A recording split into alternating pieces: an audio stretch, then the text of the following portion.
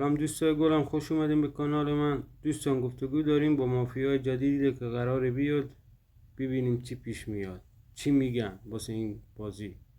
برو بریم. آقا واقعا قراره بازیگرا دوباره کنار هم بشینن مافیا بازی کنن؟ نه قرار نیست بازیگرا دوباره بشینن دور هم مافیا بازی کنن. اصلا تفاوت اصلی مسابقه مافیا دون با بقیه برنامه‌های مافیایی در همینه. قرار از مردم تو این مسابقه شرکت کنن که البته از پلیر حرفه‌ای مافیان. آقای آهنگی یه سوال، این بازیکن‌ها چجوری انتخاب شدن؟ حدود 7000 نفر توی شعب دون کلاب توی رقابت کشوری مسابقه دادن. از بین این 7000 نفر 50 نفر منتخب شدن برای مسابقه. ببخشید، پس نقش شما توی این برنامه چیه؟ ما 3 نفر تو مرحله مقدماتی بازی این 50 نفر رو رصد میکنیم. بعد از بین اونا برای خودمون تیمای 10 نفره تشکیل بدیم که تو بحثایی مثل کنترل استرس، اعتماد به نفس یا مثلا فن بیان بتونیم کمکشون کنیم. تو مراحل بالاتر از تیم 10 نفره خودمون باید چند نفر رو حذف کنیم تا اینکه در نهایت به یه فینال 10 نفره برسیم. البته ما ستام یه رقابتی با هم فینال برسیم.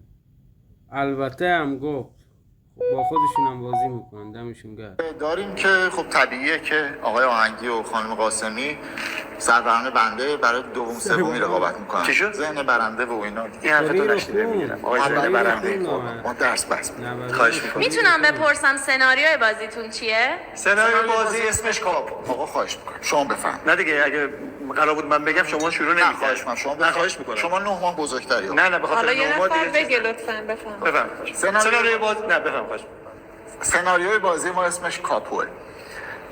ما 3 مافیا داریم و 7 شهروند.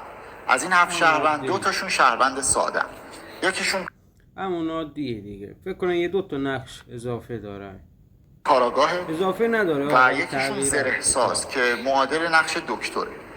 هر شب تن یک پلیر زره میپوشونه و اونو در مقابل تیم مافیا محافظت میکنه. یه نقش جدید خیلی باحال هم داریم به اسم عطار که عطار در یک بچه همین عطار جدیده، سمزا نمیدونم چی، الان توضیح میدم.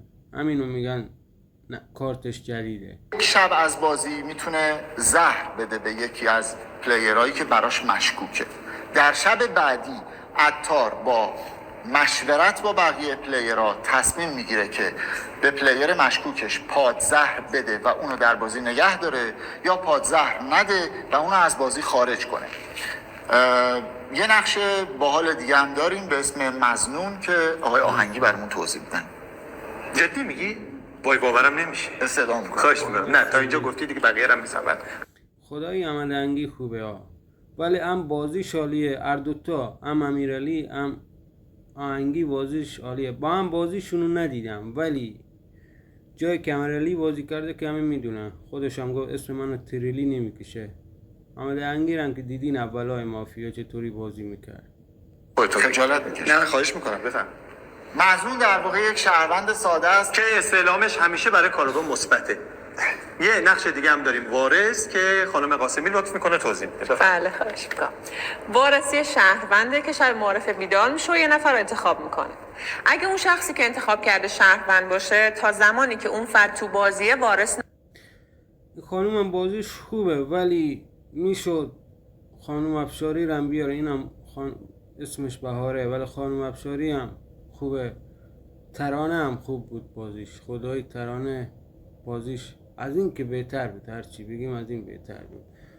این میشد سوم. اول خانوم افشاری، دوم ترانه پروانه، سوم امین، ولی دیگه آوردن نامیراست. و بعد از خروج اون شخص از بازی در واقع نقش اونو به ارث میبره که البته از اون به بعد دیگه از تیر مافیا مسئول نیست. ضمناً اگر وارث به جای شهروند مافیا انتخاب کنه اون موقع اتفاق خاصی نمیفته.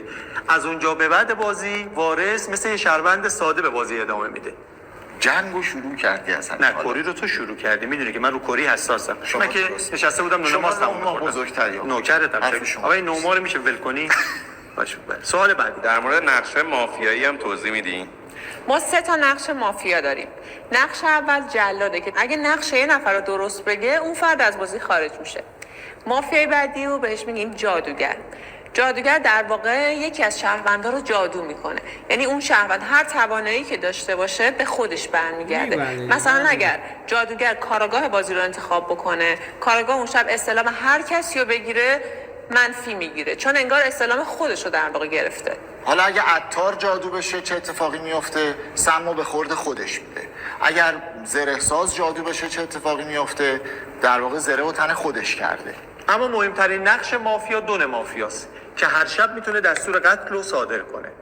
در ضمن میتونه با فدا کردن یکی از یاراش یه شهروند ساده یا مظنون رو بخره بیاره تو تیم مافیا. یعنی چی میشه؟ قبلا استعلامش هم همیشه برای کارگاه منفیه. یکی خریداری در برابر می‌کنه، سم می‌تونه عطار هم یارش رو مقاومه، فدا چون کنه، خودش باز پادزهر یکی داره. دیگه بیاره. اگرم تو روز اول با تفنگ کاپو کشته بشه، پادزهرش میرسه به یارش که جادوگره. نفر دوم تیم مافیا. بله. تفنگ کاپو چیه؟ تفنگ کاپو. آقا اینو دیگه بله، اجازه حق بدید. داری. اینو واقعا حق داری. استدا. خواهش می‌کنم.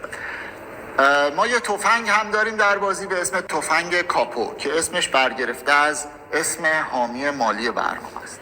در پایان روز یک بازی بازیکن‌ها باید رأی اعتماد بدن و در نهایت کسی که بیشترین رأی اعتماد رو بیاره میشه معتمد شهر و دسترسی پیدا میکنه به تفنگ کاپو که در این تفنگ یه تیر مشقی و یه تیر جنگی موجوده.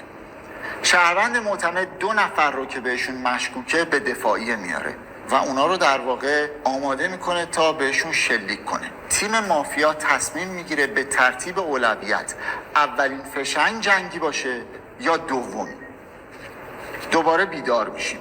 شهروند معتمد دیگه ساکته. 2 نفری که در دفاعن به ترتیب دفاع میکنن. شهروند معتمد بعد از شنیدن دفاعی هاشون بدون اینکه حرفی بزنه تصمیم میگیره شلیک کنه با 2 شرط مهم. اولا شهروند معتمد نمیتونه هر 2 تا تیرش رو هوایی شلیک کنه. در ثانی هر 2 تا تیرش رو به 1 نفر نمیتونه شلیک کنه.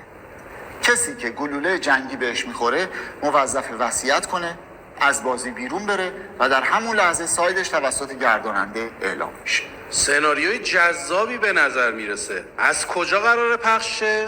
از فیلم نت بهتون توصیه میکنم. توصیه نکن، همه فیلم نت رو دارن دیگه، همه فیلم نت رو دارن دیگه، اینم تبلیغ فیلم نت. برنامه و صفحه فیلم نت رو تو فضای مجازی دنبال کنین، چون خیلی از جزئیات مثل نتایج مسابقه تعاملی یا حتی تصاویر پشت صحنه رو میتونین اونجا ببینید. یعنی برای بیننده ها مسابقه طراحی شده؟ بله. از جریان هر بازی برای شما بیننده های عزیز یه سری سوال طراحی میشه که شما میتونید با دادن بله خیلی دوست دارم آمد آهنگی هست، خدایا اینو خیلی دوست دارم. الان داور هرچی هسته دوستش دارم. جواب درست برنده جوایز تعاملی این برنامه بشید. گرداننده این بازی کیه؟ آیا آهنگی بفرم؟ چی شد؟ چرا انگ کردن؟ حالا جوابای خیلی خوب و روانی دادیم. کی من؟ بله به این سوالم جواب بدید. خانم قاسمی بفرم. نه من که اصلا منو وارد این بازی نکنیم. آقا یکی توضیح بده گرداننده این بازی کیه؟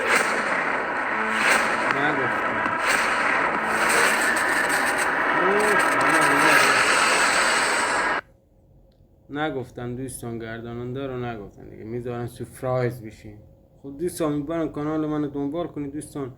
من مافیا خیلی دوست دارم. مافیا هم بیا اولا بری نگاه کنی، از مافیا خیلی گذاشتن. اسم پیج من بود مافیا، میتونه اونجا هم بریم نگاه کنی. اینم بیاد میذارم حتما.